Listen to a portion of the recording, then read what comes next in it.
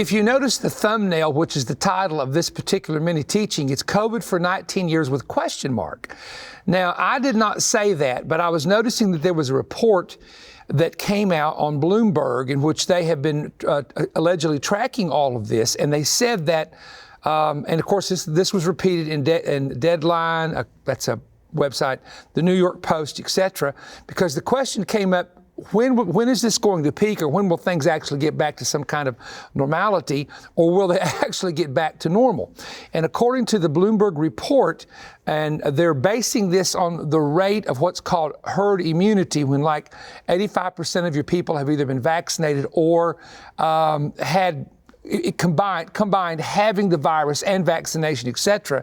And of course, the vaccine that they have, as many of you know, requires 2 shots.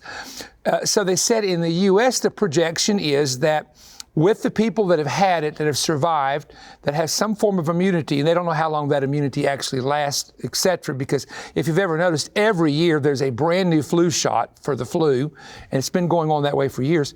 But they said by 2022, there should be some relief or a slight peak. However, in China, which has way over 1 billion people, and people that live in the country and live in provinces, as well as the people in the city, and this was the report, it could take up to 7 years before the entire area has what is called herd immunity from COVID.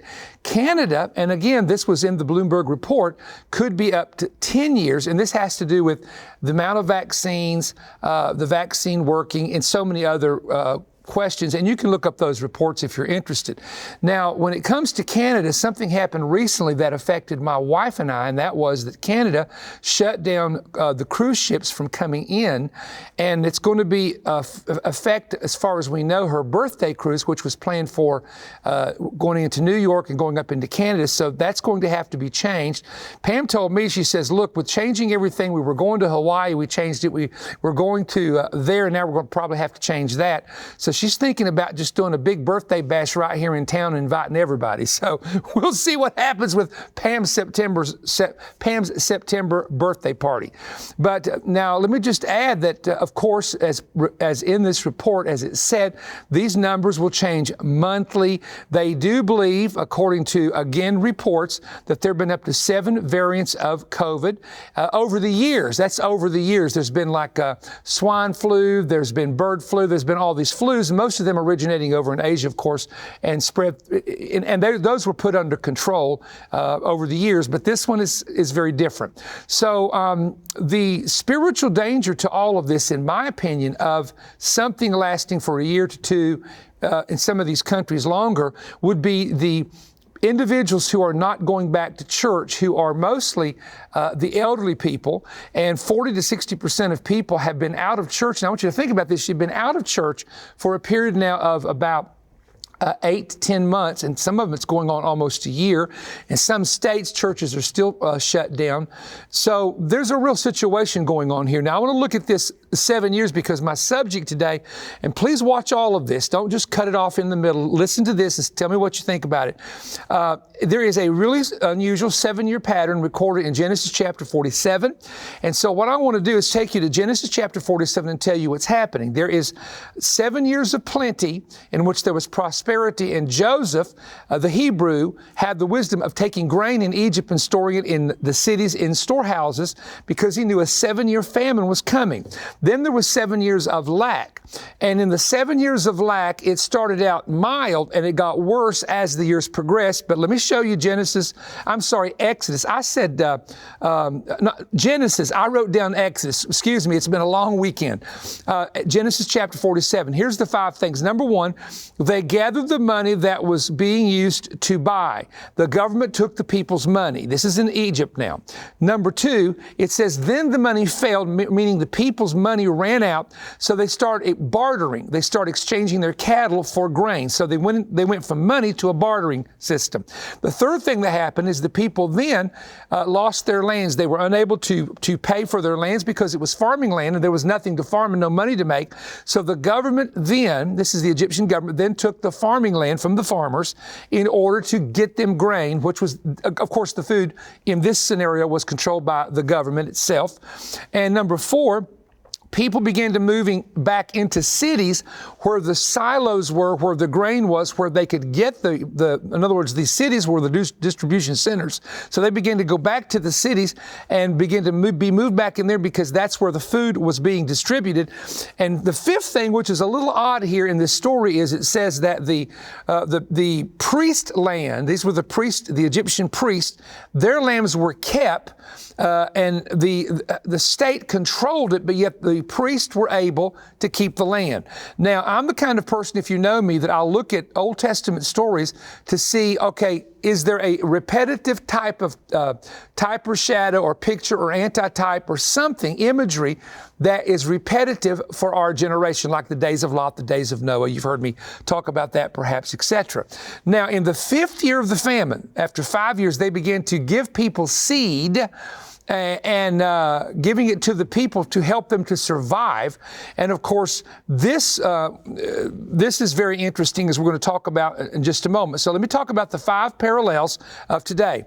There is trouble coming eventually because we're printing up so much money, but we're not having productivity, meaning the people are not selling their food or selling their products to bring in money, which is going to affect jobs and businesses. Number 2, we know of several people that have had their bank accounts frozen by their banks for political reasons in the state of Georgia. And we won't get into that. That's a whole nother story. Number 3, mortgages of homes and businesses in some of the larger cities are costing the banks and the mortgage companies hundreds of millions of dollars, and the people cannot pay it back because they don't have the income to pay it back. Now, again, compare this to the 7 years of famine in Egypt, and you see these little parallels, we might call them. Number 4, the cities were getting the big money. Now, the bailouts are going mostly to corporations in big cities, but the mom and pop shops don't have enough money to keep their shops open. So here we see again that the cities were taken care of, but the more rural areas, as far as the mom and pop shops, have had a lot of difficulty in a number of states with the COVID situation. The 5th thing is, this is interesting, some states are telling churches how many they can have or if they can open or can't open, but the churches are still able to retain their buildings and their land. And this is what happened in Egypt, where the priest lands were kept, meaning the buildings, the temples of Egypt and the property. However, the state began to control it. And so we see that happening. So my point is that there are parallels with this COVID that we're now in for it's almost been a year, and the possibility of it being another year, or in some nations, as Bloomberg has said, possibly much longer than that. And so we go to a story of 7-year famine, and we see certain things in that story that are related to what we see taking place. And as I said earlier, by the 5th year, it was so bad that the people said, we're starving, we're dying, what are we going to do? That they gave them seed. And to me, the seed, because the seed in the Bible is literal seed, the seed can be the Word of God in the book, in the Gospels, but also seed can be money, planting a seed. So the COVID relief money continues to come in. Now, again, let me say this. We know from the reports these numbers are going to change, but we do see old patterns that seem to be renewing themselves.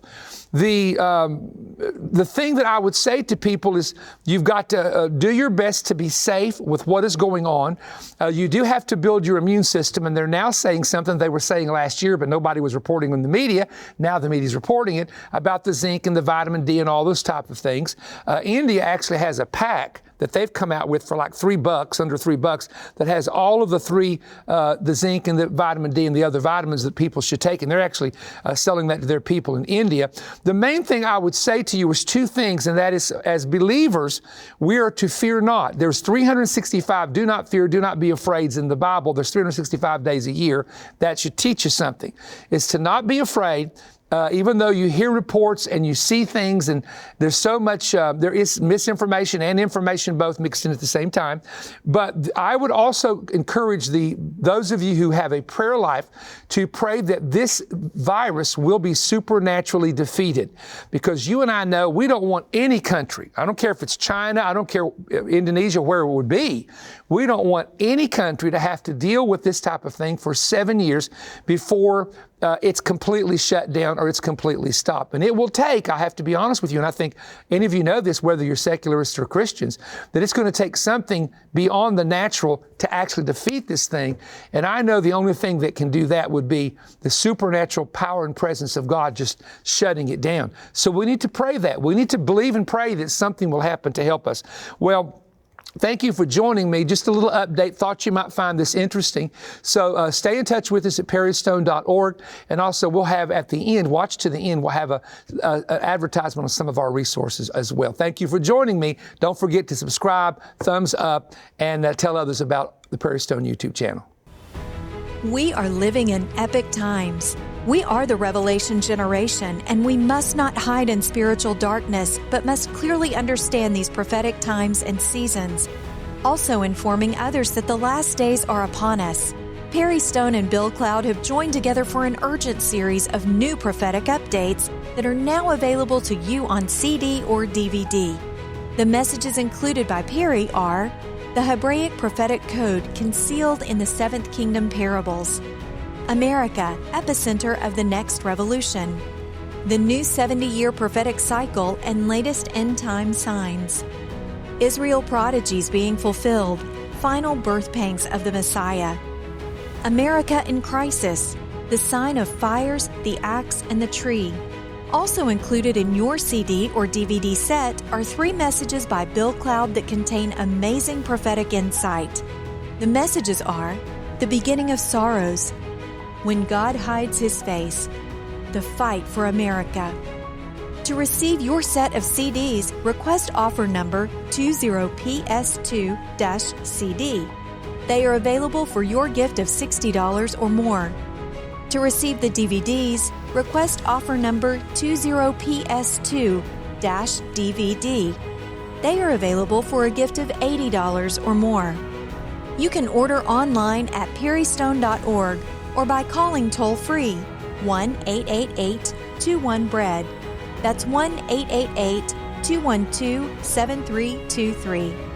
You may also write to us and send a check or money order to Perry Stone Ministries, P.O. Box 3595, Cleveland, Tennessee 37320. In this day and time, as we continue to experience biblical prophecy unfold, these timely messages are something you will want to share with your entire family and friends. We look forward to hearing from you soon.